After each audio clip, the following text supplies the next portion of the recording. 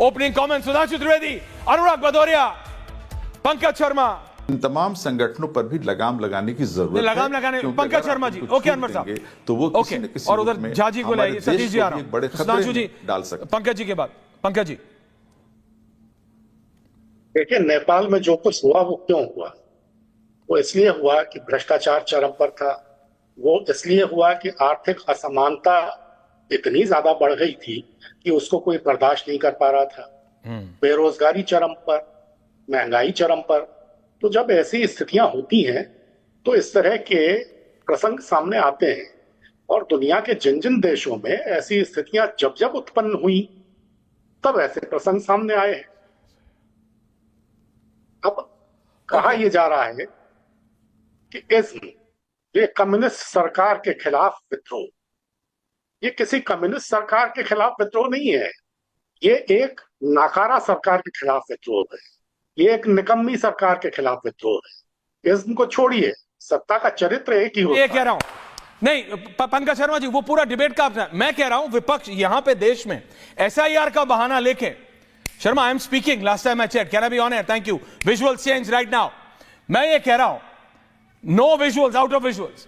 Pankaj ji, SIR का बहाना लेके, एसआईआर को पुश करके, पहले जब बांग्लादेश में हुआ तो कोई और बहाना था, अब नेपाल में हो रहा है एसआईआर को, जब जो देश में हो रहा हो उसका बहाना लेके एनआरकी को पुश करना इस देश में कब तक? आपको है हिम्मत तो आप हराओ ना, आप मोदी को, आप बीजेपी को, आप अमित शाह को, आप योगी को इलेक्शन में हराओ। इलेक्शन में आप हरा नहीं सकते हो, एनआरकी का कॉल देते हो, आप एनआरकी का कॉल देते हो। एनआरकी के कॉल से किसका फायदा होगा?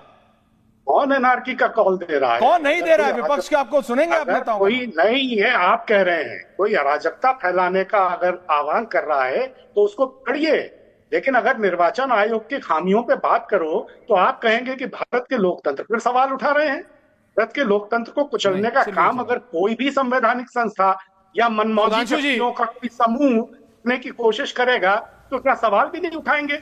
एसआईआर पर बहुत वास्तविक प्रश्न हैं, उनको क्यों नहीं उठाया जाएगा? ये तो उठाइए ना। नहीं सुधांशु जी, आपके एसआईआर पे बात करने ये कह रहे हैं क्योंकि सरकार सवालों का जवाब नहीं दे रही, इसलिए हो सकता है कि आंदोलन हो। That is what he is trying to implement.